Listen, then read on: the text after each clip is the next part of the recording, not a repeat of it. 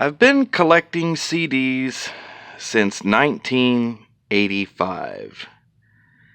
So let me get this straight. What they want me to do is they want me to rip all of these CDs into a computer and then throw them away. No. Greetings and salutations. Welcome to the darkest corner of the room. This is where the stereo lives, and we're going to be talking about a couple of pieces of stereo equipment in this video. Yes, I know it's not Linux, and if you're not interested, feel free to go find something else to watch, but this video was by request. And when I started this channel many years ago, this is what this was all about. And you know, there's actually some people out there who remember that, which I find absolutely amazing. So, let us first talk about the top component you're seeing here, because this is relatively new. It's not new. It was made in 1979. This is a JVC A-S3 amplifier. It is 22.5 watts per channel, so not a powerhouse, but boy is it a nice sounding amp. And very simple and easy to use. We have a power switch, we have a headphone jack. Speakers, you can choose between speaker set A, B, or A and B. And then we have bass, treble there. And then we have a loudness button. This is your tape monitor for a tape deck. And then here is a switch that toggles back and forth between phono input and a line input. In this case, it's labeled tuner. They had a system that they were selling that year that had a tape deck, a tuner, and this amplifier come with it. Big volume control, balance control. Simple as it can possibly be. The next piece of equipment that we're going to talk about is the CD player below it, and it is a JVC XL-V251. It's the most recent thing that I got a hold of, and got a lot to say about that. And for those of you who care about such things, down here in the bottom is the TAC 8500 combination CD player and cassette deck. If you go back and you look at the very first videos that I have done on this channel, it's about this machine. So that'll tell you how long I've had it. I've had it since 2008 at least, maybe even 2007. It's been a very good machine. And last year I actually put together a tape for my brother, a real honest-to-God cassette tape, you know what I mean? And so I ended up doing an electronic alignment on this machine, and it is good to go and ready to go for another 10 years. But anyway, let's talk about the CD player, because that's really the star of the show here. I will talk a little bit about the turntable at the end. So this CD player is from the early 90s. I know for a fact that I bought one new, I think about 1991 or maybe early 92. And I had been using a Technics SL-PG100 MASH player for my main CD player. And that machine was doing quite well, other than the fact that it had a tiny issue. The right channel was a little bit hotter than the left, and that's something that drives me crazy. So I started thinking about getting another machine, and I almost bought a brand new TAC changer, but that fell through, and I'm glad it did, because this popped up. Like I said, I bought one of these about 1992, except mine did not have the remote. So mine would have been a 151 at that time.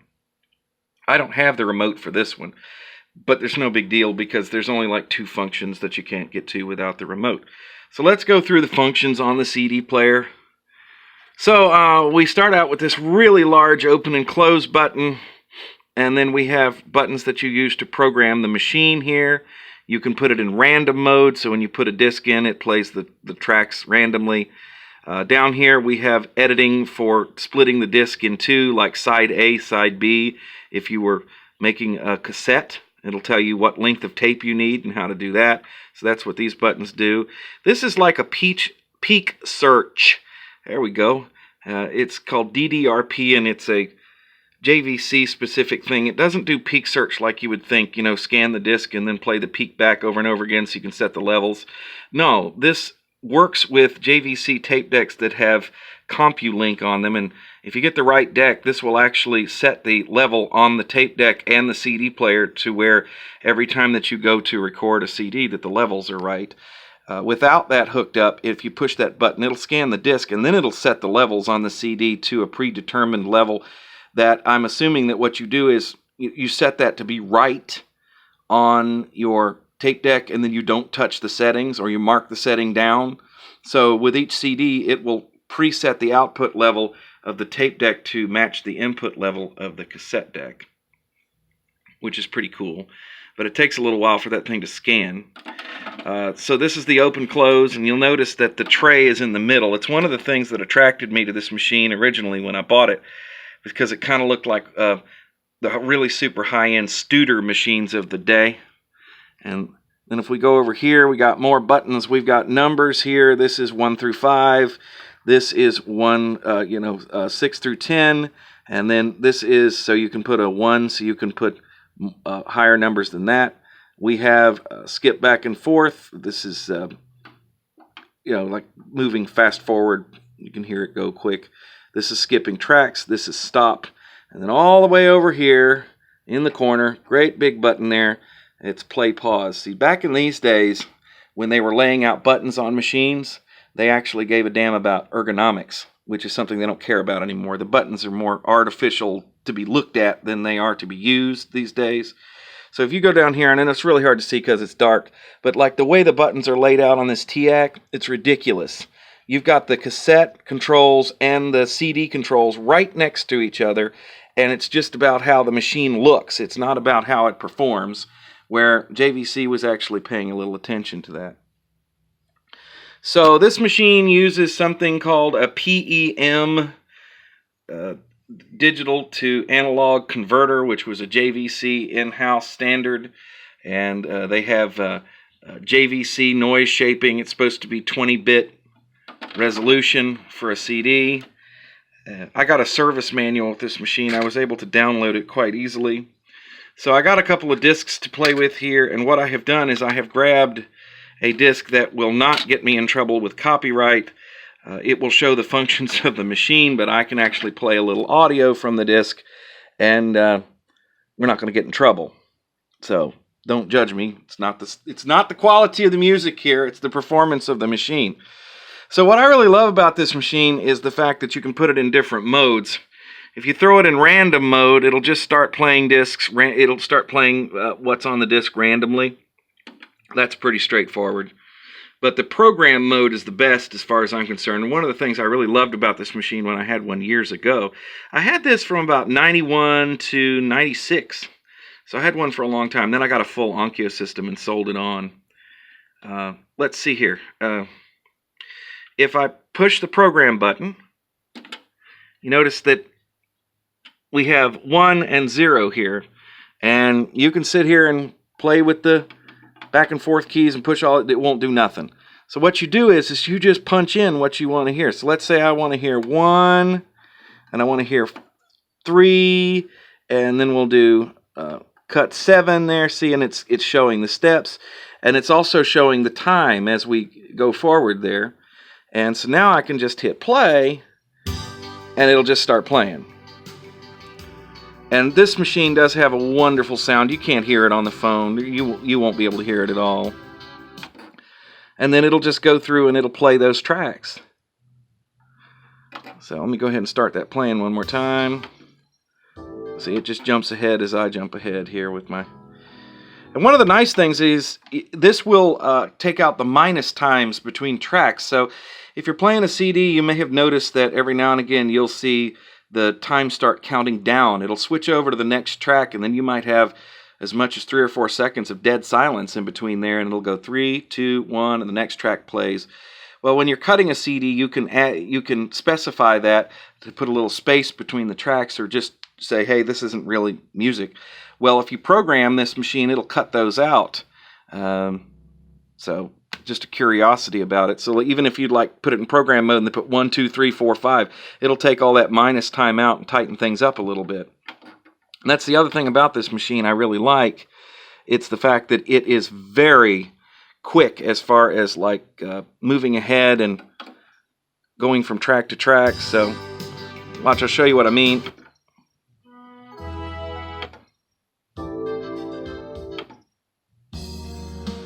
So you see there, it moves really quick.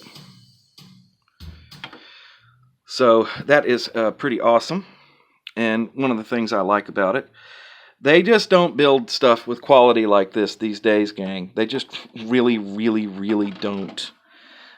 I've looked, and even the CD players that you spend a great deal of money on these days, they're cheaply built inside. They're using like really cheap Sanyo transports and things like that.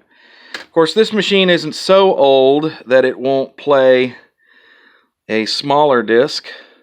There's a thing in the tray here for that. I was looking at some of the discs from the 80s, disc machines, the CD players from the 80s, and that's one of the reasons I didn't get it. I actually have quite a few of these little discs that I collected back in the day, and so this machine lets you do that. So that's something to keep in mind. If you have a large collection and you go, oh, there's a really cool CD player from 1985, well, make sure that you can play those discs, because you're going to be hard-pressed to find adapters for that. This system back here is set up for playback. This is an old school stereo system. We don't have any Bluetooth here. There is no way to plug in a file of any kind, that sort of thing. This is for serious listening. And not that I don't have digital music. I do have my computer loaded with digital music. I just don't... when I seriously want to come back and listen to something, I want to listen to it. Trying to think if there's anything else about this CD player that's interesting. It does have a headphones jack with a level on it. I don't know whether I pointed that out before. That's nice. That's the sign of a pretty decent piece of equipment. Both this one and the TAC down here have that, the AD500. This is all metal construction. Even the front's metal, where the buttons aren't metal. Of course, the buttons aren't metal. I can't believe how well this works, being as old as it is. It's more than 25 years old at this point, almost 30, and the machine works just as well as I remember the one that I had all those years ago working. So obviously this machine did not get a whole lot of hours. The laser seems to be nice and bright. I have grabbed some CDs that have pretty high block error rates. I know for a fact that these CDs throw a lot of errors, and it plays them just fine. It doesn't have any issue with that. One of the things, if you're going to be collecting old CD players to get your hands on, it's a nice little thing to have. I'll go ahead and turn that TAC off. Is one of these deals. I wanted to tell you about this. This is a Philips laser lens cleaner. A lot of people made these, but this is one of the better ones. And I've probably had this one, oh Lord, 20 years at least. You can tell how kind of screwed up the case is because of that amount of time.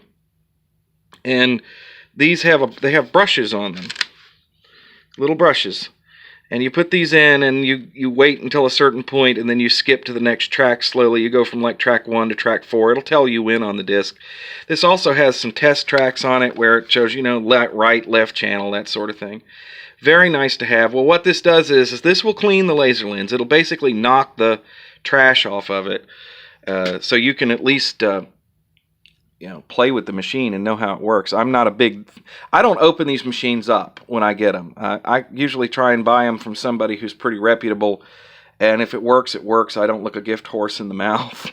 So I just throw that in there. And if you do have one of those, you can use it anywhere that you have optical media. It doesn't matter, and it will make things better.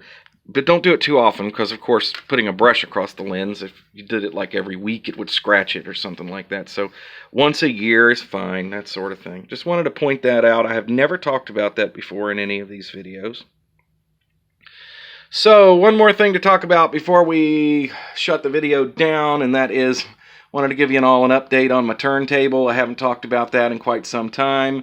We have, let's see if I can stand up here, the Orbit.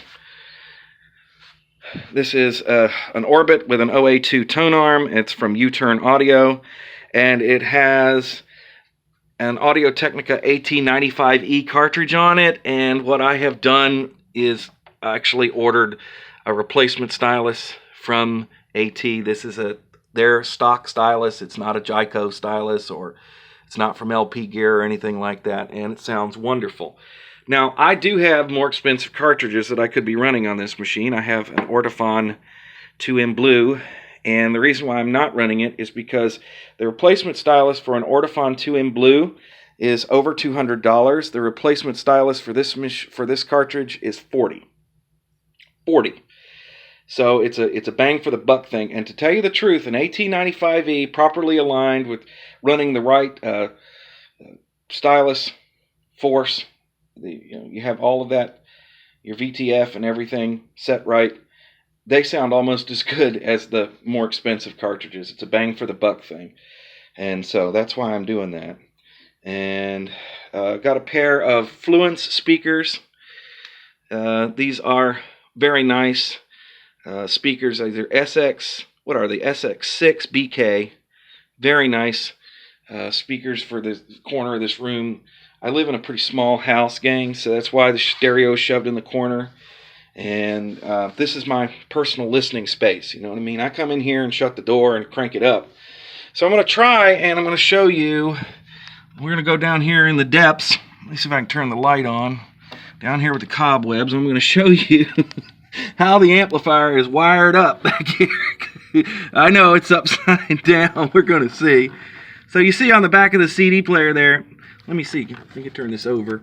Let's see what it does. Okay, on the back of the CD player there, you only have audio outputs and the plug-in, and then those two little jacks are synchro.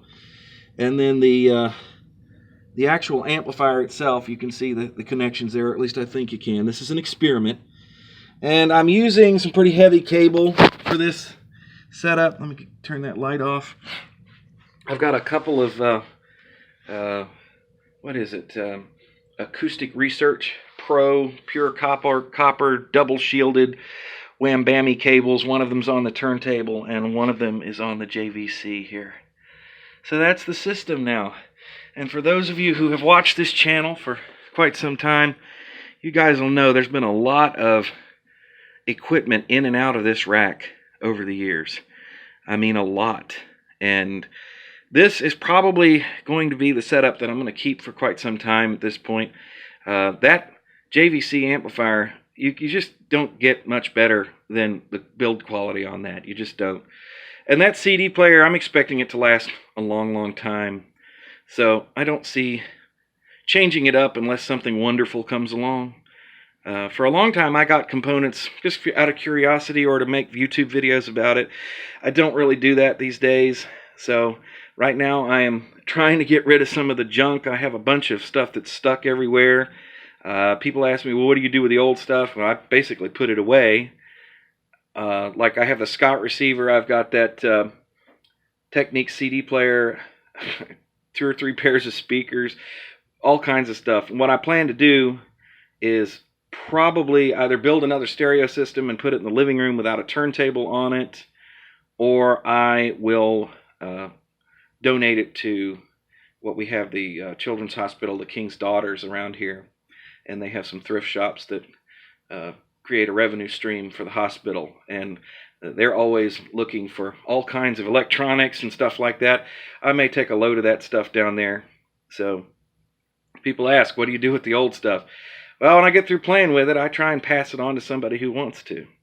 So anyway, gang, thank you so much for checking out the vid. I certainly do appreciate it. My latest record find here, Beatles, Red and Blue. These are cool. I recommend these. If you can find the original pressings, the reissues on CD do not sound like this. These have the original American stereo mixes of a lot of these songs, and they sound very different from what you get today. So anyway, thank you for watching. I certainly do appreciate it. It's been a video about audio. Don't know when the next one's going to be. Who knows, right? Thanks for watching.